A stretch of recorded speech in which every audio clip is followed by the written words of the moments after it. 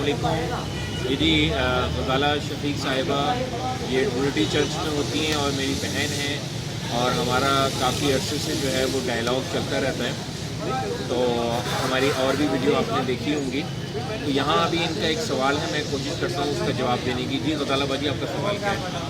मेरा सवाल ये है कि जब हम बाइबल मुक़द्दस पढ़ते हैं तो रैत ज़बूर सहाइफ़ अंबिया अनाजील तो 66 किताबों में हमें पता चलता है कि खुदा इंसानों से प्यार करता है, किसी मज़हब या किसी अक़ीदे से नहीं प्यार करता। लिखा है अनाजील में लिखा हुआ है कि खुदा किसी इंसान की हलाकत नहीं चाहता, बल्कि चाहता है हर शख्स की तौबा तक नौबत पहुँचे और वो हमेशा की ज़िंदगी पाए। अब हमें क्योंकि मैं कुरान शरीफ भी पढ़ा हुआ है, मुझे ऐसा लगता है कि मुसलमान भाई जो हैं, बहनें जो हैं, वो ये सोचते हैं कि बाइबल मुक़द्दस नहीं पढ़ना, ना तौरात को, ना ज़बूर को, ना सहाइफ़ अंबिया को, ना अनाजील को। जबकि जब मैं कुरान शरीफ पढ़ती हूँ तो उसमें तो लिखा हुआ है कि हज़रत ईसा को बुलंद दर्जा और रुतबा दिया गया इस दुनिया में भी, आखिरत में भी। और हज़रत बीबी मरियम के ज़िक्र मुबारक 25 बार उनका ज़िक्र मुबारक है। फिर तौरात और ज़बूर में लिखा है इसमें नूर और हदायत है। तो ये क्या एलिमेंट्स हैं, क्या वजह है कि मुसलमान मना करते हैं या इसको गुनाह के ज़ुमरे में ले आते हैं कि हमें बाइबल को हाथ नहीं लगाना है? ये बहुत अच्छा सवाल है आपका। मैं काफ़ी अरसे से ना इस सवाल की शुरू में था। सबसे पहली बुनियादी बात तो ये है कि कुरान करीम जो है वो अल्लाह ताला की आखिरी किताब है और तौरात, ज़बूर, इंजील ये इससे पहले की किताबें हैं। सूरत इब्राहीम ये पहले की किताबें हैं। और जैसे कि आपने कहा कि बाइबल के अंदर 66 किताबों का मजमूआ है, तो ये अल्लाह ताला की कुरान करीम से पहले की किताबें हैं।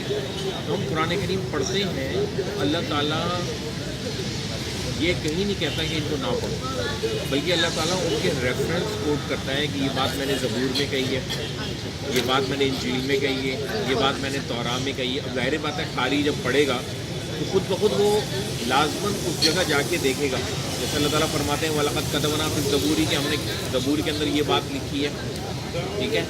हमने तौरा इंजील का सहाबा के बारे में जो उनके मनासिब हैं, उनकी निशानियां हैं, वो तौरा और इंजील के अंदर बयान हुई है, सब खुद अल्लाह ताला बयान करते हैं। तो ऐसा कैसे हो सकता है कि अल्लाह ताला रेफरेंस दें और उसको पढ़ने से मना कर दें?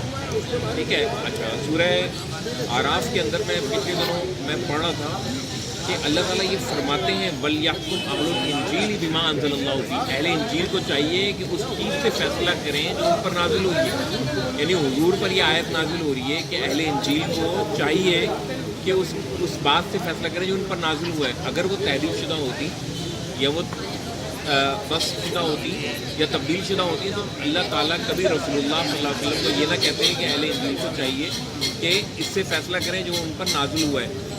अगर ऐसी अगर वो मनसूख शुदा होती तो अल्लाह ताला कभी ये ना कहते हैं। वो लिखते हैं कि ये मनसूख शुदा है। अल्लाह ताला उसका हवाला दे रहा है और कह रहे हैं अहले इंजील को। एक यहूदियों का एक वक्त आया, रजम का यानी उनसे ज़िना हो गया था, बदकारी हो गई थी। उन्होंने कहा अल्लाह के रसूल आप फैसला कीजिए। अल्लाह के रसूल ने फरमाया नहीं, तुम अपनी किताब से फैसला करो, अल्लाह का हुक्म वहाँ मौजूद है। अल्लाह के रसूल वहाँ फरमाते हैं भाई तुम्हारी किताब तो मनसूख शुदा है या तब्दील शुदा है। कुरान करीम ने ये जो बात कही है युहर्रिफूनल कलिमा अन मवाज़िही, तो बात यह है कि वो उनके बाज़ उलमा बात को उसकी जगह से हटा देते थे। अच्छा, मैं अपनी बात मुकम्मल कर लूँ। यानी अंगूठा रख देते थे। युहर्रिफूनल कलिमा अन मवाज़िही, यानी अल्लाह ताला ये नहीं कह रहा कि किताबों में तहरीफ को उलमा के जराइम बयान करते हुए एक बात बयान कर रहे हैं। और युहर्रिफूनल कलिमा मवाज़िही ये मुसलमान आइम्मा भी कर रहे होते हैं। हर जुम्मे के अंदर कोई आयत लेते हैं, उससे अपनी बात निकाल रहे होते हैं, out of the context coat कर रहे होते हैं। युहर्रिफूनल कलिमा मवाज़िही ये आज के भी बाज़ उलमा कर रहे होते हैं। अच्छा, मुसलमान जो है ना एक वाक़े से बहुत इस्तदलाल करते हैं कि जी हज़रत उमर रज़ी अल्लाह ताला अन्हु एक दफ़ा उनके हाथ में जो है ना इंजील थी, तो अल्लाह के रसूल सल्लल्लाहु अलैहि वसल्लम ने देखा और गुस्से का इज़हार फरमाया कि तुम क्या पढ़ोगे, तुम्हें किताबुल्लाह काफ़ी नहीं है। ये वाक़या सिरे से सही नहीं है। हज़रत उमर रज़ी अल्लाह ताला को इब्रानी आती नहीं थी, हिब्रू ज़बान आती नहीं थी। बाइबल का पहला तर्जुमा हज़रत उमर रज़ी अल्लाह की वफ़ात के 200 साल के बाद हुआ है। यानी ये एक तारीख़ी हकीकत है, वो अरबी ज़बान में तो मौजूद ही नहीं थी, तो वो कैसे पढ़ सकते थे? तो ये वाक़या इट्सल्फ यानी अपने ज़ात के अंदर खुद सही नहीं है।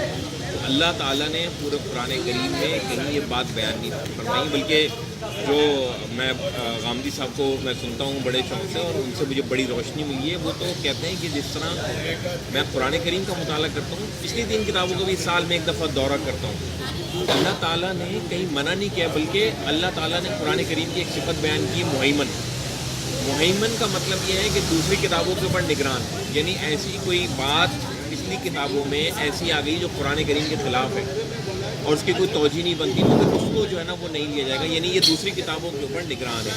میں خود بھی کہوں گا کہ میں اپنے بچوں کو بھی گھر میں، میرے پاس کتاب مقدس ہے، اس میں زبور ہے، انجیل ہے، اولڈ ٹیسٹیمنٹ ہے، نیو ٹیسٹیمنٹ ہے، میں بچوں کو اس میں سے مختلف چیزیں پڑھ کے بتاتے رہتا ہوں۔ اس کا جو باب ہے میں نے اس کو بھی پڑھنا شروع کیا ہے، جو پیدائش کا جو باب ہے اس سے شروع ہوتی ہے، پھر اس میں ابراہیم کی برکت ہے، اسماعیل کی برکت ہے، اسحاق کی برکت ہے، یہ سب ہمارے انبیاء ہیں، ہم انہی کی اولاد میں سے ہیں، تو اللہ تعالیٰ کہیں منع نہیں کرتے، میرا تو یہی خیال ہے، میری اب تک ریڈنگ یہی ہے۔ اچھا، آپ نے کہا کہ قرآن شریف منع نہیں کرتا، پھر آپ کے علماء جو تیار ہوتے ہیں، آپ نے خود بھی مفتی کی تعلیم پائی اور بہت بلند درجے پہ آپ پہنچے ہیں علم کے لحاظ سے، تو کیا آپ کو ایسی تحریک بھی چلانی چاہیے یا آگاہی بھی پیدا کرنی چاہیے کہ مساجد میں یا مدارس میں جو علماء کورس ہے اس میں بائبل کا، یعنی بائبل جب میں کہتی ہوں تو چاروں کتابیں، توریت، زبور، صحائف انبیاء اور اناجیل،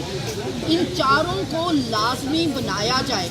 یہاں پر میں نے دیکھا ہے کہ اگر کوئی پڑھتا ہے تو تنقید کے لحاظ سے، علم کے لحاظ سے نہیں، اور وہ تنقید بھی نا دوسرے کی مکھی پہ مکھی مار رہا ہوتا ہے، مثال کے طور پہ کسی دوسرے مسلمان نے جو ہے نا وہ اس پر کام کیا تو وہ اس کو پڑھ رہا ہوتا ہے، وہ براہ راست کسی پاسٹر یا پادری فادر سے نہیں، یا براہ راست کتاب کو نہیں دیکھ رہا ہوتا۔ اچھا، آپ کہہ رہی ہیں 4 کتابوں کو یا بائبل کے بارے میں بات کریں، ہم تو مدارس والوں پہ روتے ہیں کہ وہ ان کو قرآن کریم نہیں پڑھایا جاتا۔ میں خود مدرسے میں 8 سال کا میں نے کورس کیا ہے، مدارس کے 8 سال کے کیریکولم کے اندر جو ہے نا وہ 3 سے 4% ہے صرف قرآن، 80% فقہ ہے، ٹھیک ہے، فقہ حنفی ہے، 10% باقی علوم و فنون ہے، منطق ہے، فلسفہ ہے، عربی ادب ہے، اور اصول تفسیر ہے، اصول حدیث ہے، اور اصول فقہ ہے، یہ ہے، تاریخ ہے، سیرت ہے۔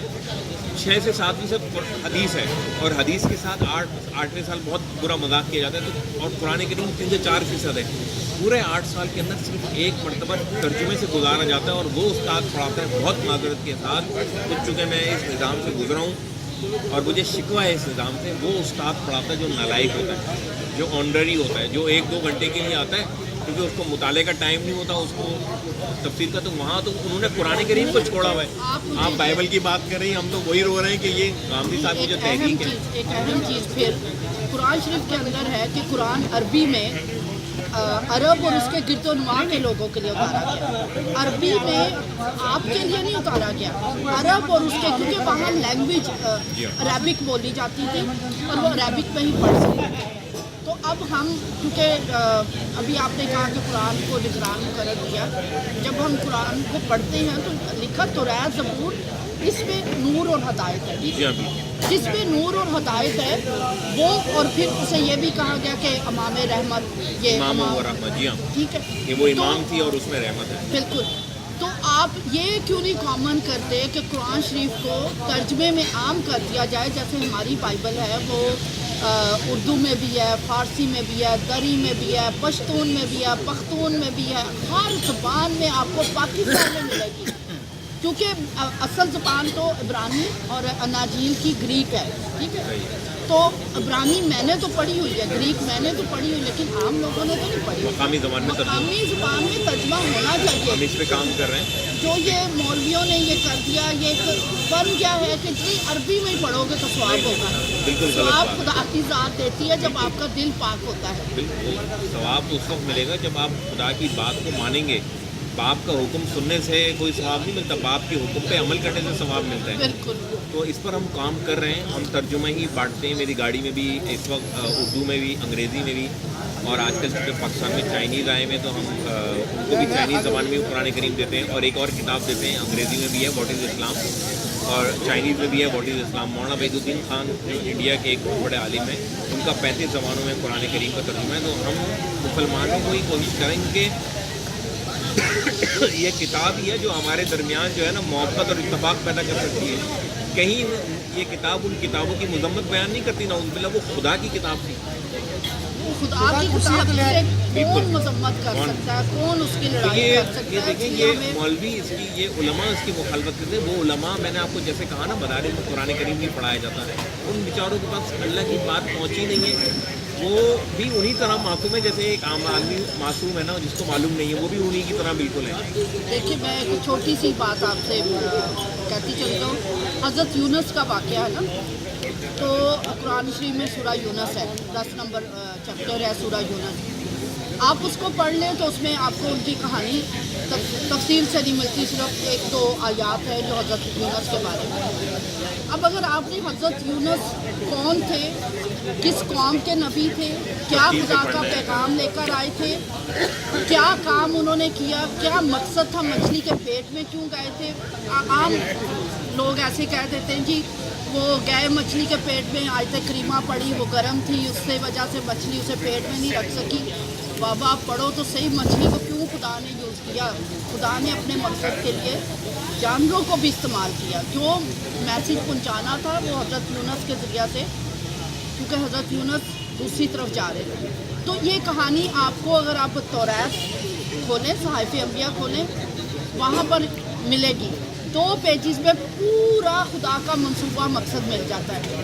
لیکن آپ ٹامک ٹوئیاں مارتے ہیں کیونکہ آپ صرف قرآن شریف تک محدود رہتے ہیں، تو خدا کی محبت اور رحم اور طرز کو آپ اس طور سے نہیں جان سکتے جس طور سے، کیونکہ آپ PhD نہیں کر سکتے جب تک آپ میٹرک نہیں کرتے، جب تک MA نہیں کرتے. جب آپ بنیادی خدا کی ساری تعلیمات کو چھوڑ کر صرف پھر وہ بھی عربی میں آ جائیں گے، تو میرا خیال ہے ہمیں مل کر اس پر ایک کام کرنا چاہیے کہ نوجوانوں کی رہنمائی کریں، پڑھے لکھے طبقے کی رہنمائی کریں کہ وہ قرآن شریف کو بھی ٹرانسلیشن سے پڑھیں، اور توریت، زبور، صحائف انبیاء اور اناجیل کا، جیسے آپ نے کہا، آپ نے دورہ فرمانا شروع کر دیا ہے. آپ کے دوست قامتی صاحب ہیں، وہ بہت بڑے عالم ہیں، وہ قرآن شریف اور بائبل مقدس کو پڑھتے ہیں، اس کی تلاوت کرتے ہیں. تو یہ جو ٹیبوز ہیں اب ٹوٹنے جی چاہیے. ہاں بالکل. خدا نے تو رکھے نہیں ہے نا یہ ٹیبو، یہ تو لوگوں کے بنائے ہوئے ہیں نا، یہ ہماری سوسائٹی کے. بہت شکریہ. میں آئندہ بھی توقع کروں گا کہ ہمارا یہ گفتگو کا سلسلہ جاری رہنا چاہیے، کیونکہ ہم ایک دوسرے سے سیکھیں گے اور ہم ایک دوسرے کی اصلاح کریں گے. کسی نبی نے تو نہیں آنا آسمان سے، کسی فرشتے نے بھی نہیں آنا. میں بہت شکر گزار ہوں.